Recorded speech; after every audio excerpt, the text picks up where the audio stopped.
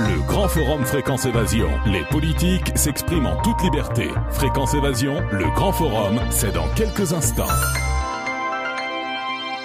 Dans quelques instants, sur Fréquence Évasion, nous serons en compagnie de Pierre Jovanovic. À tout de suite. Fréquence Évasion. Chaque jour sur Fréquence Évasion Radio, vos rendez-vous quotidiens. Écoutez Fréquence Évasion en téléchargeant l'application iPhone ou Android et retrouvez-nous sur www.fréquenceévasion.com. Infos, chroniques, interviews et détente. Fréquence Évasion Radio, dites-nous tout. Fréquence Évasion. Pierre Jovanovic, bonjour, merci d'être avec nous. Bonjour. Alors nous aimerions faire une sorte de bilan après une année agitée suite au mouvement qui a suscité la loi El Khomri. Vous dites qu'il y a des licenciements massifs depuis septembre. Où en est-on aujourd'hui exactement ? Écoutez, vous savez que je tiens la liste des licenciements. Ouais. Depuis sur ma revue de presse sur le site quotidien.com, je tiens cette liste depuis grosso modo depuis 2008, depuis l'explosion de Wall Street, et on en avait parlé ensemble. Je vous avais dit que ça avait recommencé brutalement à partir de mai 2012. On en a parlé ensemble il y a un an grosso modo. Ouais. Là, je peux vous dire que j'ai vu un phénomène tout à fait nouveau. Début septembre, voyez-vous, les multinationales et les compagnies d'ailleurs, pas que les multinationales, même les PME, elles avaient l'habitude pour compenser la baisse du chiffre d'affaires, elles avaient pour habitude de faire de leurs licenciements juste pendant le mois de juillet, pendant le mois d'août. C'est ce qu'on a vu par exemple avec SFR de Monsieur Draghi, que je crois que c'est fin juin ou début juillet, qui avait annoncé le licenciement de, si mes souvenirs sont bons, de 5000 personnes chez SFR France, d'accord ? Ouais. Voilà. Donc c'est la grande tradition des entreprises de licencier tout le monde au mois de juillet, au mois d'août. Pourquoi au mois de juillet, au mois d'août ? Parce qu'on passe sous le radar des médias. Voilà. Ça fait toujours mauvais effet quand une société licencie. C'est jamais très bon pour son image, comme on dit. Voilà. Mais en revanche, là, j'ai vu quelque chose de tout à fait extraordinaire. C'est-à-dire que dans la première semaine de septembre, j'ai vu quelque chose de totalement délirant. J'ai vu une liste de licenciements massifs. C'est-à-dire qu'en fait, les patrons d'entreprise ont vu leur carnet de commandes vide. Et puis, d'un seul coup, alors là, ça a été la catastrophe. Donc, ils ont fait des réunions à toute vitesse. Et ils se sont dit, on n'a pas le choix. On vire. On licencie en masse, puisque on a très peu de commandes. Voilà. Les carnets de commandes sont vides. Vous ne pouvez pas payer vos salariés si vous n'avez pas de commandes. Vider la trésorerie, c'est pas une solution juste pour faire du social. Ça, il faut se mettre à la place clairement du chef d'entreprise. Voilà. Alors, tiens, pour vous donner une idée des licenciements, c'était vers le 10 septembre. Alors, AIG. Les assureurs AIG donc ont commencé à licencier ville par ville.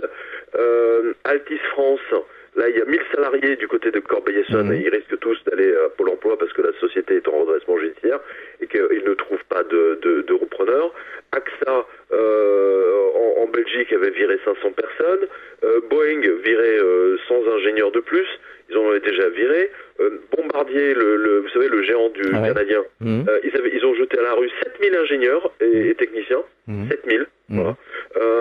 Donc ça vous donne une très bonne indication, si vous voulez, de ce qui s'est passé. Mi-septembre, c'est véritablement une catastrophe. En Belgique, il y a Caterpillar. Caterpillar qui a fermé, ils ont carrément fermé l'usine, ils ont viré 2000 personnes à la rue, boum. Ils les ont envoyés à la NPE belge. Et c'est comme ça. Si vous allez sur mon site, vous avez une liste. Oui, je l'ai consulté. Oui. On reste sans voix quand on voit tous ces licenciements, mais c'est inimaginable. Dont on peut parler à la télé. On ne vous en parlera pas, vous le savez très bien, il faut dire que tout va bien. Par exemple, les ordinateurs Dell, ils ont viré 2000 personnes, mi-septembre. Ça veut dire que les mecs sont rentrés, ils ont vu que au 5 septembre, 6 septembre, 7 septembre, il n'y avait aucune reprise, que les commandes n'étaient absolument pas à la hauteur de septembre, même d'il y a un an ou même il y a 2 ans. Et pourtant déjà l'année dernière, c'était pas brillant. Et bien là, ils ont viré 2000 ingénieurs et 2000 programmeurs. Je peux pas vous faire toute la liste. J'ai enregistré une vidéo hier, justement une vidéo des licenciements à partir de juillet, qui va de juillet jusqu'à la fin septembre. Elle va être disponible, je pense, d'ici 5-6 jours.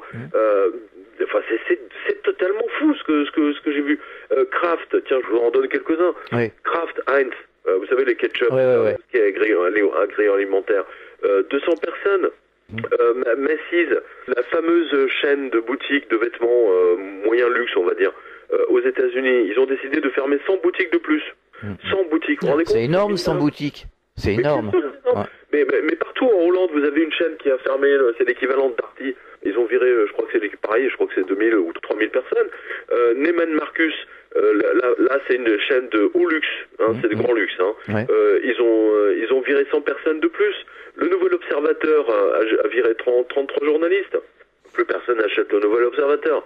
Bon, vous me direz, il n'y a pas grand-chose dedans. Il n'y a pas la liste des licenciements, par exemple.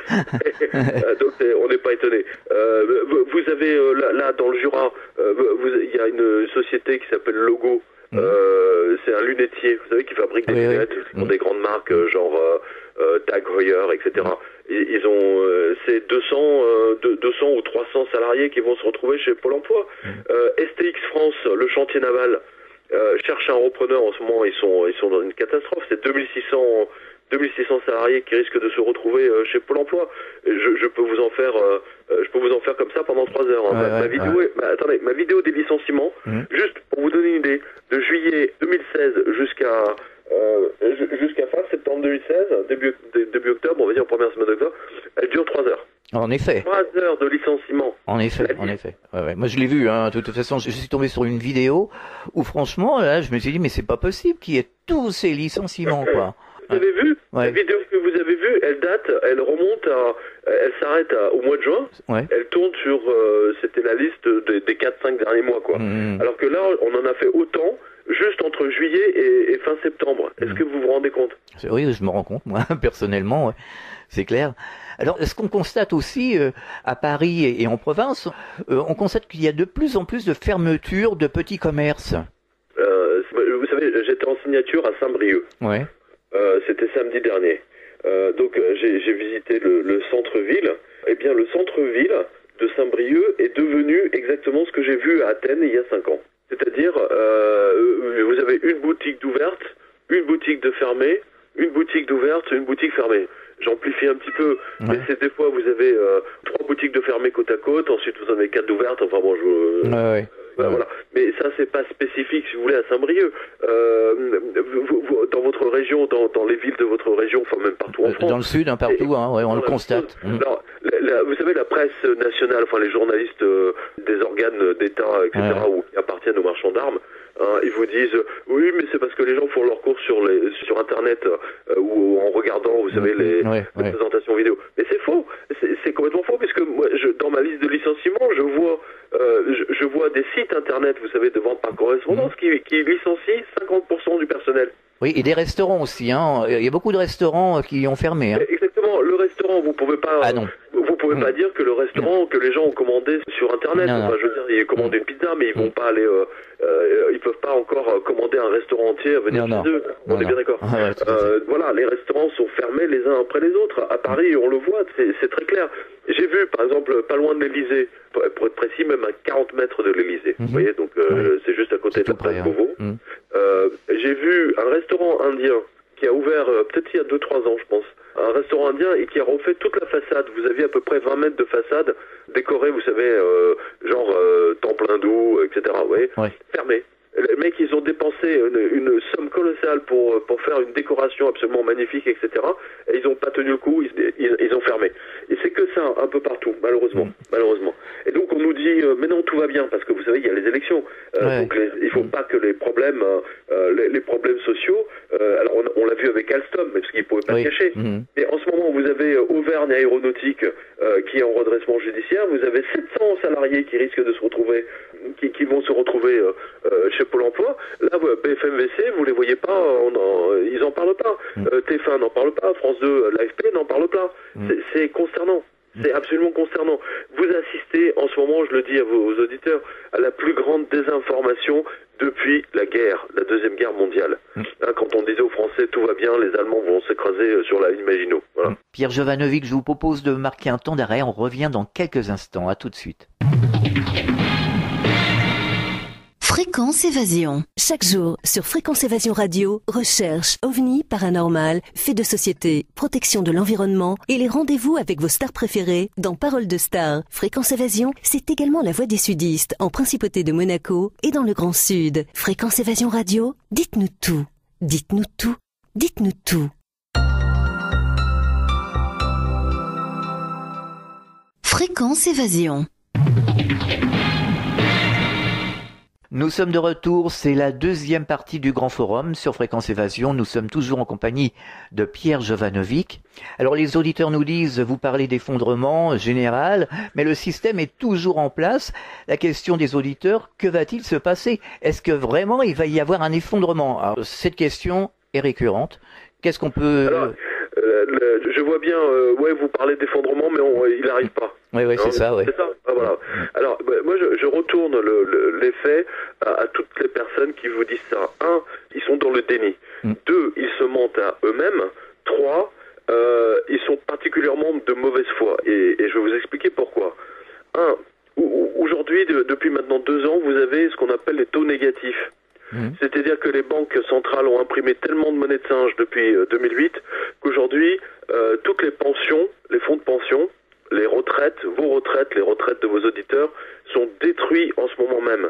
Et vous avez aujourd'hui, la conséquence de tout ça, c'est que vous avez une série de banques européennes qui sont en méga faillite, dont la plus grande banque européenne, qui l'aurait cru, la Deutsche Bank. La Deutsche Bank est en faillite. Voilà. La Montepaschi, la plus vieille banque du monde, elle a été fondée en 1470, est en faillite. Le Premier ministre italien insulte Mario Draghi en lui disant tu pourrais imprimer encore plus de monnaie de singe pour sauver nos banques italiennes. Et donc en ce moment il y a la guerre entre les différents pays, les Espagnols, les Portugais qui demandent à ce qu'on sauve leurs banques, parce qu'il y aura aussi des élections et que tous les gens qui ont un compte bancaire, ils votent aussi, on l'oublie un peu trop souvent. Voilà. C'est ni vous ni moi qui avons déclenché les taux négatifs. C'est ni vous ni moi qui avons déclenché les centaines de trilliards de monnaies de singe qui sont en train de détruire toute la planète en ce moment, et dont l'Europe en particulier.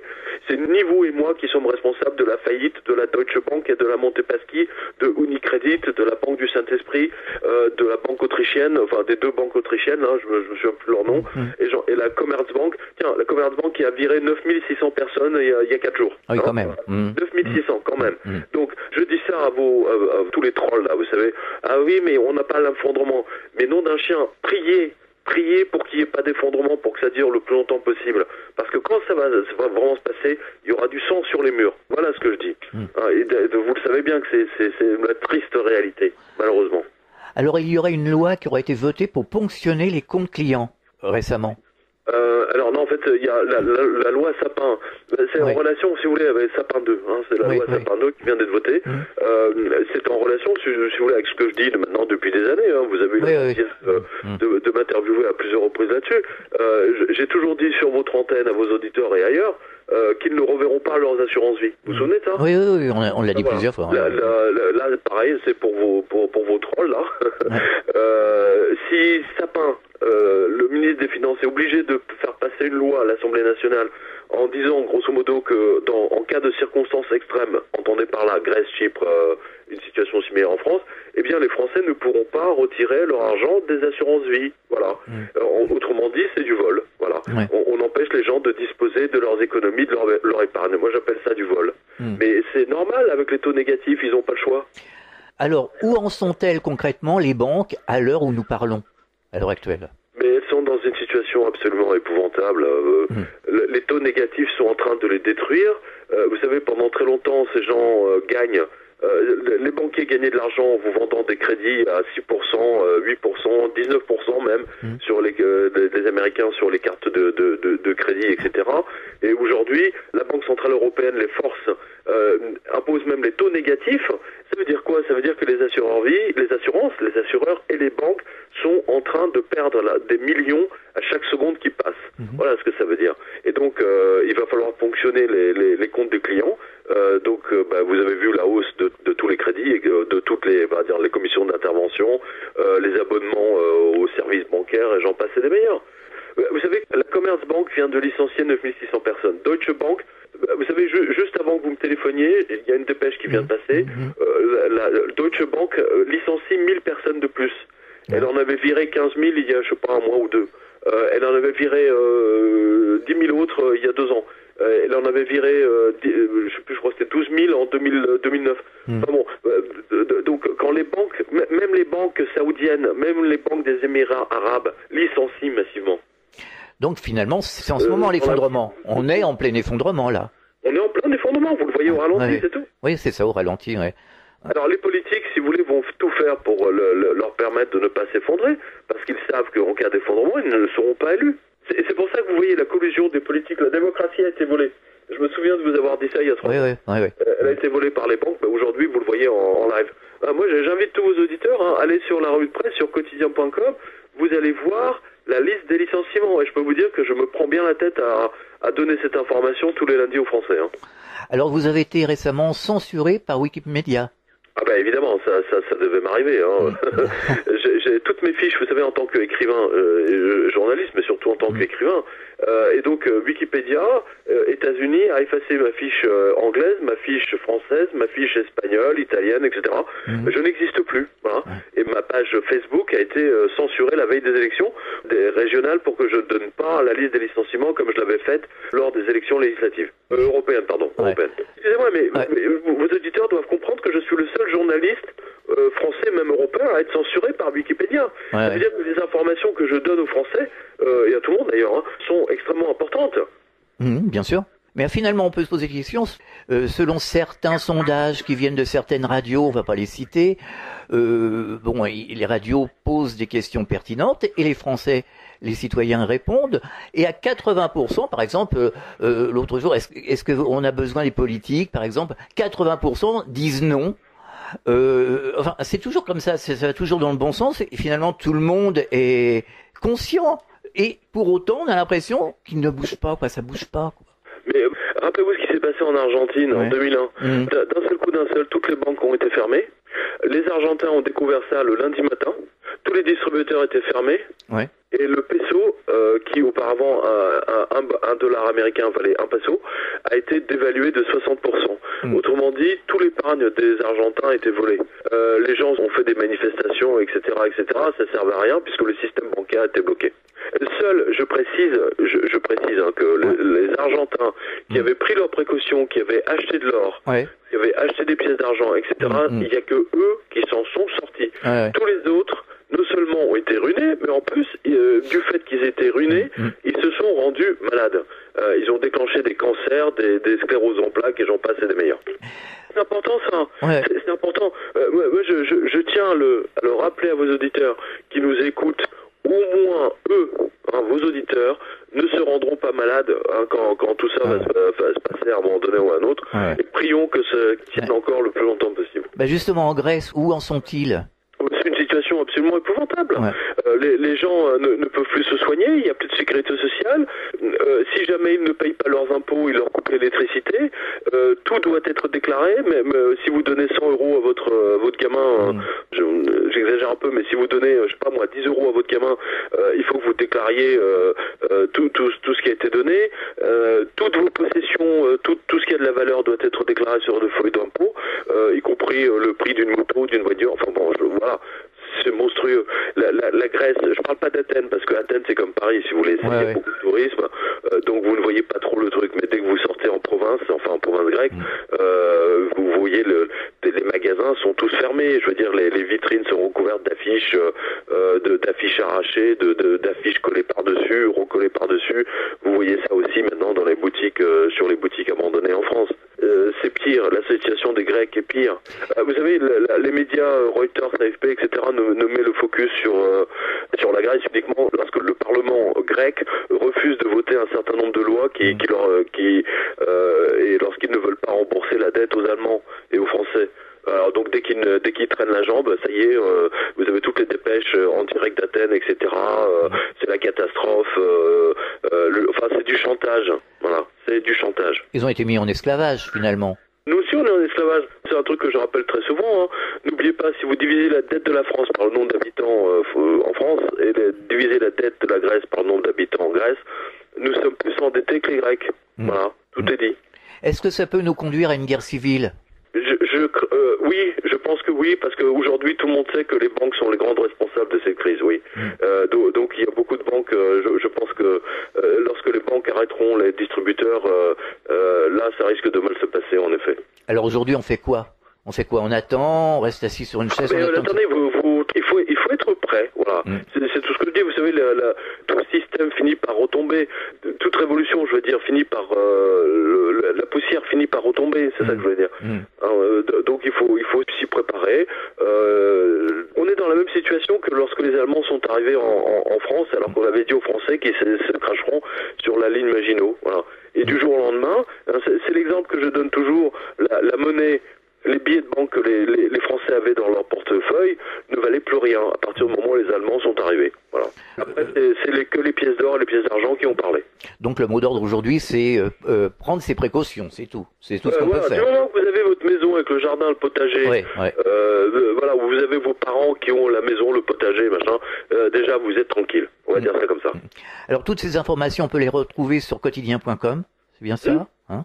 Est-ce que vous auriez un message adressé aux auditeurs? Le message que j'ai leur passer, c'est d'être informé. Ça, c'est la chose la plus importante. Parce que le fait d'être informé, c'est ce que je vous disais tout à l'heure, du coup, ils ne se rendront pas malades. Vous n'avez aucune idée du nombre de scléroses en plaques et de cancers qui ont été développés en Argentine, en Yougoslavie et dans tous les pays où les banques ont explosé. Vous avez des projets d'écriture ou autres? Je prépare mon prochain livre, mais vous savez bien, je donne jamais le sujet. Oui, je sais. Merci Pierre Jovanovic et à très bientôt. Et bonne chance. Merci à vous. Au revoir. Fréquence Évasion.